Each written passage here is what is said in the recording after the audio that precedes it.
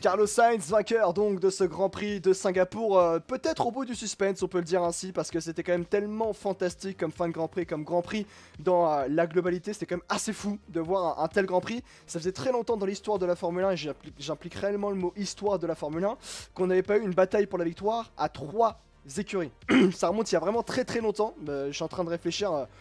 c'est pas arrivé peut-être pas dans les 5 dernières années quand même, une telle bataille à 4 pilotes déjà, une bataille à 3 écuries pour aller chercher la victoire en Grand Prix, il y a ça aussi à prendre en compte. Red Bull bien sûr n'était plus là par rapport à des problèmes de monoplace, ils ont pas réussi à faire fonctionner leur voiture, mais dans la globalité, il faut le dire, Sainz a été ô combien exemplaire, il a sorti le meilleur Grand Prix de sa carrière sans comparaison, j'ai même envie de dire ça ainsi, Baby Shoom. La victoire qu'est allé chercher Carlos Sainz aujourd'hui en Formule 1, elle restera réellement marquée dans sa carrière. Et même dans la globalité, il a fait un week-end qui est totalement exemplaire. Et chirurgical, bien sûr, Carlos Sainz. Il a été très fort mentalement et aussi dans la stratégie imperturbable. Exactement le terme, le Hugues. Et bien sûr, on va en parler. La problématique, c'est aussi que Charles Leclerc qui a été sacrifié sur l'hôtel de Singapour, on va dire ça comme ça. Charles Leclerc a été tout simplement sacrifié pour aider justement Ferrari à aller gagner ce Grand Prix de Singapour, et forcément ça fait beaucoup débat au point de se dire finalement est-ce que Carlos Sainz ne serait pas le leader finalement de la Skoda Ferrari, Baby Shoom. Oh, putain, déjà tu vas te détendre. Ah, Mais non, qu'est-ce que tu veux? Il y a des week-ends où quand Max fait un week-end parfait, on se dit globalement, il n'y a rien à dire. Ouais. Là, le week-end de Carlos, il n'y a rien à dire. Il est parfait du vendredi au dimanche. Il a été en totale maîtrise tout au long de ce week-end. Il savait exactement ce qu'il fallait faire. Il a même pris le devant sur des décisions stratégiques. Il s'est aidé de ses pilotes derrière. Et là, il a ralenti le rythme. Il a pris en fait la course pour lui. C'est lui qui menait la course. C'est lui qui décidait de tout. Il avait la maîtrise sur tout. Donc là-dessus, le week-end de Carlos, c'est un 10 sur 10. C'est le meilleur week-end de sa carrière, je pense, en Formule 1 et de loin. Et voilà. Ouais. Et voilà, c'est con, je peux pas lui taper dessus ce week-end. Hein, Ah, mais ouais. non, mais il a été parfait. Et il faut le reconnaître. Vraiment, c'est pas genre ça fait chier de le dire. C'est juste qu'il faut le dire. Carlos Sainz a été parfait sur cette course. Ouais. Quand la voiture va bien et qu'il est en confiance, tout va bien effectivement pour Carlos Sainz, mais c'est vrai que dans la globalité... je dis beaucoup le terme monumental, on va changer, mais c'est surtout que Carlos Sainz a été tout simplement imperturbable. Carlos Sainz a été imperturbable du début jusqu'à la fin de ce week-end de Grand Prix à Singapour. Il a enfin sa victoire référence en Formule 1, sans dénigrer non plus ce qui s'est passé à Silverstone il y a un an, bien sûr, lorsqu'il a gagné son premier Grand Prix en Formule 1, mais quand on voit ce qu'il a sorti là aujourd'hui, Carlos Sainz, la manière dont il a jamais été perturbé par personne, la manière dont il a pris les actions, les manières dont il a été avenant et non pas justement réactif à certaines situations, il a toujours pris le devant en fait. Il a toujours pris et a toujours anticipé tout ce qui pouvait se passer dans ce Grand Prix, avec l'aide bien sûr de Ferrari et notamment de Charles Leclerc bien sûr, mais dans la globalité, il a été parfait. Et c'est surtout une masterclass, oui, de Carlos Sainz pour cette victoire à Singapour, mais c'est surtout que il n'y a pas eu d'erreur. Et c'était ça en fait qui a beaucoup changé, c'est qu'il a su être résistant et surtout tenir sous la pression, et il n'a fait aucune erreur Carlos Sainz. C'est en ça où justement, c'est en ça que ça rend justement cette victoire et ce Grand Prix et ce week-end de Grand Prix totalement marquant pour Carlos Sainz dans sa carrière. Et il y a peut-être même, j'ai envie d'aller plus loin, est-ce qu'on n'est peut-être pas sur un tournant dans la carrière de Carlos Sainz, et par rapport à Ferrari, par rapport à la manière dont cette course est réalisée, et par la manière dont Carlos Sainz a réalisé ce Grand Prix avec Ferrari. Et moi ce qui m'a frappé, c'est surtout le fait que à la radio, il explique même ses stratégies. Moi il y a surtout un truc qui m'avait vraiment marqué, c'est que on lui demandait à chaque fois, sur les 5 derniers tours du Grand Prix, il demandait à chaque fois que Ferrari lui donne, que le pitfall lui donne les temps d'écart qu'il y a avec Lando Norris qui est juste derrière lui. Et du coup on lui donnait, et à un moment, l'ingénieur lui dit attention, Norris est dans ta zone de DRS. Et là derrière, il répond non mais je fais exprès. Je fais exprès pour me protéger parce que derrière, comme ça, les autres ne peuvent pas revenir. L'intelligence de Carlos Sainz dans les moments importants, l'intelligence de Carlos Sainz pour pouvoir effectivement être toujours à l'avantage de sa destinée, entre guillemets. Et ce qu'il a sorti au Grand Prix de Singapour, vraiment, faut se rendre compte de ce qu'il a sorti. Alors on a beaucoup tapé sur Carlos Sainz par le passé, mais là il n'y a rien à dire. Il a été excellentissime, il a été le meilleur pilote aujourd'hui Carlos Sainz pour aller venir remporter ce Grand Prix de Singapour d'une manière exceptionnelle et justement très très efficace. Ça c'est fou. C'est vrai que Peugeot, il y a cette intelligence qui est surtout à avoir dans un Grand Prix de Singapour, sans dénigrer les autres Grands Prix et les autres victoires qu'on peut avoir en Grand Prix dans les autres pilotes, pour les autres pilotes, mais gagner le Grand Prix de Singapour, tu gagnes le Grand Prix de Singapour, tu t'en souviens pendant très longtemps. Hein. Bah t'es bien, c'est un circuit urbain, c'est sûr que c'est un circuit assez atypique du calendrier, avec forcément cette chaleur étouffante et qui crée aussi énormément de fatigue aussi à la fin de la course, donc c'est sûr que c'est un Grand Prix qui n'est clairement pas facile à gagner, ça c'est sûr, mais oui, il avait tout en sa possession, et c'est sûr que ce move de se dire, bon, je vais emmener Norris dans mon train DRS, comme ça va emmener tout le monde. C'est smart parce qu'il sait qu'après la Ferrari a une bonne vitesse de pointe derrière, qu'il sait qu'au final il n'était pas plus inquiété que ça finalement, donc sa gestion stratégique, en tout cas prise de lui-même, a été le bon call. La crainte justement qu'il avait, et c'est pour ça aussi que du coup il a ralenti absolument tout le monde, c'est que justement c'était l'interrogation de la dégradation des gommes sur la Ferrari finalement. Ouais, c'est vrai. Et donc c'est pour ça que le fait de ralentir tout le monde, ça force du coup tout le monde à rester sur la même gomme et à ne pas se réarrêter, parce que si tu te réarrêtais, tu compromettais quand même bien sûr. Pour les places hautes. Donc tout le monde était un petit peu au final bloqué derrière Carlos Sainz, pardon. Donc du coup, il a géré ça d'une main de maître au final. Et sa course, c'est lui qui allait la gagner. Ouais. Pour la seconde partie de course, il y allait. Et c'est pour ça que, pour revenir par rapport à il y a un an qu'il a gagné en Grande-Bretagne, on était tous là un peu en mode oui, il a gagné, mais voilà, il a gagné, mais tu vois, il y avait toujours ce mais. Ah bah oui. Et là, il y a rien à dire. Alors, il y a même pas de mais à avoir. C'est juste que pour Charles Leclerc, c'est un autre débat. Mais là, tu sentais que là, il était juste parfait. Juste parfait. Et c'est rare de voir en Formule 1 une perfection de cette manière-là. Surtout que Carlos Sainz n'a pas la meilleure voiture du plateau. Et c'est très combatif par rapport surtout à l'adversité qu'il y avait aujourd'hui. Je rappelle que là, vraiment, dans ce Grand Prix-là, il y avait 4 écuries. Attends, il y avait Mercedes, McLaren, Ferrari qui pouvaient se battre pour la victoire. 3 écuries. Il avait beaucoup d'adversaires quand même, Carlos Sainz, aujourd'hui. Il a été parfait face à plein d'adversaires. C'est pour ça que quand certains disent il a gagné, oui, mais par rapport à Charles Leclerc qui a fait tout ça, ok, il n'y a pas de souci, je comprends. Mais il faut quand même se souvenir que quand même Carlos Sainz, là, il a tenu face à tout le monde derrière aussi. Hein. Il a été juste meilleur. Bien sûr qu'il a tenu face à tout le monde. Après, évidemment, ce pari stratégique justement aussi avec Charles, ce qui fait qu'après derrière, du coup, il a pu aider Carlos aussi à rester devant. Je suis stupide, excuse-moi, je coupe, j'avais oublié devant. de mettre les images. Oh non, bon, t'inquiète. Personne n'avait remarqué, personne m'avait dit, personne n'avait mis que j'avais pas mis les photos, excusez-moi, bah oui. Live un peu narcissique justement sur ma gueule pendant 3 heures, allez, c'est pour moi. non, mais c'est juste, voilà, autant tu vois cette victoire, bon, c'est lui qui allait la chercher sur la piste, tout ça. Faut aussi dire que voilà, Charles a aussi aidé à un moment de la course à pouvoir garder justement cet avantage. Et que j'espère que la famille Sainz, pas forcément Carlos, hein, mais la famille Sainz, coucou papa, se souviendra de ce Grand Prix, de ce que Charles a fait du coup pour Carlos, et que ça arrêtera un petit peu de faire ouin dans les médias et à dire que tout est all-in sur Charles et qu'on laisse Carlos de côté. Ouais. Et que si Carlos performait pas avant, c'est peut-être parce qu'aussi il n'était pas au niveau. Il n'était pas au niveau duquel on attendait, et que quand on le critiquait, c'était 3/4 du temps, voire 90% du temps, en fait, à juste titre. Ouais. C'est qu'il nous est clairement de la merde. Et là, depuis la reprise, en fait, il est très très bon. Et il n'y a pas besoin de faire moins dans les médias, enfin, le père en tout cas, n'a pas besoin de faire moins dans les médias pour que son fils performe. Et que là, on a vu que si la voiture lui convenait et que la confiance était là, il pouvait faire de très gros résultats. Pardon. Ouais, je lis un petit peu les messages dans le chat. Il a te dit oui, mais ça reste Singapour, donc très compliqué de dépasser. Et il a aussi la bonne strat. Ta nouvelle voix te monte à la tête, peut-être. C'est un peu ça. Fallait faire box Charles à la VSC et c'était bon aussi. Alors j'ai pas dit que la course de Ferrari était parfaite, j'ai dit que la course de Sainz était parfaite, mais la course de Ferrari n'est clairement pas parfaite et on l'a vu par rapport à Charles Leclerc. Et c'était d'ailleurs un petit peu étonnant de voir la situation par rapport à Charles Leclerc. Je pense qu'on a à peu près tout dit par rapport à Carlos Sainz pour montrer à quel point il a été très très fort, bien sûr, et je pense que c'est sa course référence aujourd'hui en Formule 1.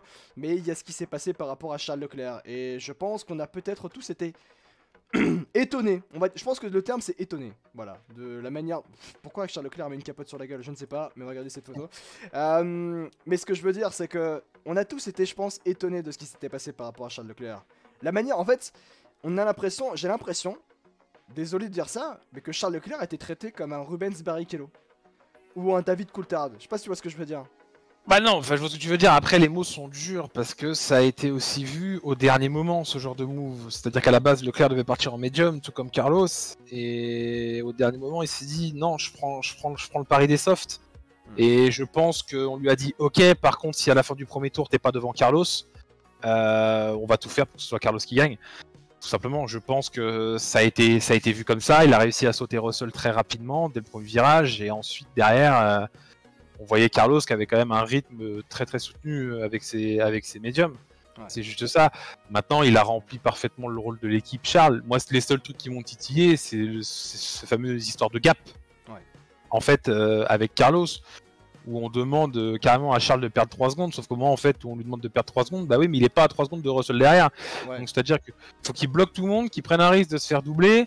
Enfin ouais, c'était pas pratique. Alors que tu aurais dit juste avant, tu mettais une radio, je sais pas, à Carlos, push, et puis à Charles, ralenti de 3 secondes, j'aurais fait ok. Et là, c'est juste que moi, ce que j'ai compris, c'est on a dit à Charles de freiner et puis à Carlos de garder son rythme de croisière. Ouais. C'est juste ça. Sinon, après, derrière, sur la safety car, quand ça rentre au box, bah, c'est de la malchance. Hein. Oui, après, c'est pour ça que... C'est de la pure malchance avec le double stack Mercedes et Lewis qui ralentit Charles, qui fait qu'il perd 2 places. Enfin, voilà. C'est pour ça que moi, j'avais pas... Non, pendant la course, on en parlait et j'avais fait même des tweets en disant... Mais je suis juste dépité pour Charles Leclerc qui s'était sacrifié réellement pour Ferrari, et derrière il n'a pas été réellement bien récompensé, on va dire ça comme ça. C'est pas de la faute de Ferrari, j'ai presque envie de dire ça. Pour le coup là, non. Vraiment c'est pas la faute de Ferrari, c'est la physionomie des aéropites qui sont comme ça et on peut pas réellement faire autrement, c'est comme ça. Alors le seul point où réellement Ferrari a été problématique par rapport à Charles Leclerc, bon déjà moi j'ai pas réellement apprécié le traitement qu'a pu avoir Charles Leclerc, qu'a pu Ferrari a pu mettre à Charles Leclerc réellement. Ça je suis très honnête par rapport au fait que bah c'est Charles Leclerc. Ok, tu vas aller chercher une victoire avec Ferrari par rapport quand t'es Frédéric Vasseur, ok, y a pas de souci là-dessus. Mais le traiter de cette manière-là en disant à Charles, écoute, t'es Rubens Barrichello, ouais, mets-toi à 3 secondes s'il te plaît. Ouais, merci mon ref, merci. Mets-toi à 5 secondes finalement s'il te plaît, merci beaucoup. Reste loin de Carlos, reste loin de lui. Ouais, Charles Leclerc, il était un peu en mode, ok, bah c'est super. Et j'ai réellement eu du mal à me dire, Charles Leclerc a accepté ça. Alors je pense que bah du coup ça s'est vu qu'il avait réellement accepté la situation, ok, y a pas de souci là-dessus. Mais bien sûr. Ouais, c'était un petit peu de mal. Et là le point où je pense que Ferrari a quand même fait une erreur avec Charles Leclerc, bon sur la stratégie, bon bah finalement Ferrari a gagné, donc est-ce qu'on peut dire que c'était une mauvaise stratégie, je ne sais pas. Mais pour dire justement, c'était au moment où Mercedes s'était arrêté. Au moment où Mercedes s'arrête, Charles Leclerc est très très loin. Frère, autant t'arrêter maintenant, autant l'arrêter, il y avait rien à perdre pour lui de toute façon. Bah après, j'étais comme ça aussi, de me dire, bon, de toute façon, on n'a rien à perdre. De toute façon, à la relance de la SC, après, il y a aussi cette erreur de Charles qui fait que du coup, il perd une place face à Lewis. Ouais. Aussi. Ça aurait peut-être même pu lui coûter bien plus cher avec ce freinage manqué. Au final, il perd une place, ça va. Mais c'est juste qu'en fait, même si tu l'as arrêté sous SC, il serait ressorti derrière les deux Mercedes. Ouais. En fait. Oui, bien donc sûr. Ça aurait pas changé grand-chose. Au contraire, ça a peut-être limite facilité encore plus la remontée de George Russell à ce niveau-là, c'est qu'il a tenté de ralentir les Mercedes, mais bon, c'était clairement limite mission impossible dès qu'il y avait le DRS activé, on l'a bien vu. Ouais. Dans tous les cas, que c'était compliqué de défendre. Mais voilà, le but de Charles, c'était vraiment d'essayer de faire le rempart comme il le pouvait, sans flinguer ses gommes, sans trop perdre de temps non plus. Et puis voilà, c'était ça sa mission aujourd'hui. Donc c'est pour ça aussi qu'on l'a laissé en piste et qu'à la fin il était en perdition et qu'il était qu'à 2 dixièmes de perdre sa place face à Verstappen sur la ligne aussi. Ouais, c'est vrai. Alors, moi je pose vraiment une question par rapport à Charles Leclerc et même par rapport à Ferrari dans la globalité. Je la pose aussi à cette question à vous dans le chat, mais est-ce que finalement Ferrari a eu raison aujourd'hui de faire ça et de traiter Charles Leclerc de cette manière-là? Je parle pas pour aujourd'hui. À la finalité, il y a la victoire, oui. Mais faut regarder aussi plus loin. Qu'est-ce que ça veut réellement dire aujourd'hui tout ça? Réellement, est-ce que Carlos Sainz est supérieur en termes de statut par rapport à Charles Leclerc? Est-ce que Charles Leclerc a toujours le même statut chez Ferrari? Et c'est pour ça en fait je me pose la question, je me dis mais attendez, mais ok, le Sainz gagne, on peut être content pour Ferrari et je peux comprendre qu'on soit content, absolument même pour Ferrari d'ailleurs, on peut être content pour Ferrari. Mais c'est juste que l'avenir, comment on peut voir l'avenir de ça? Regardez comment Sainz a été traité, regardez comment Leclerc a été traité. Oui, mais l'avenir est tout tracé, c'est sorti de la bouche de Vasseur, il n'y a pas de numéro 1. Aujourd'hui, chez Ferrari, de toute façon, Leclerc par Leclerc, en fait, on s'en fout de qui gagne. Ce qu'on voulait, c'était faire gagner Ferrari, ce que Vasseur a réussi aujourd'hui. Ce qui n'était pas gagné, j'aurais pas mis perso 1 euro sur une victoire de Ferrari cette saison. Au final, voilà, c'est arrivé à Singapour, donc je suis très content finalement, tu vois. Mais il n'y a pas de numéro 1 et de numéro 2. Ce qu'il faut juste prendre en compte, c'est ce qui s'est passé à Singapour.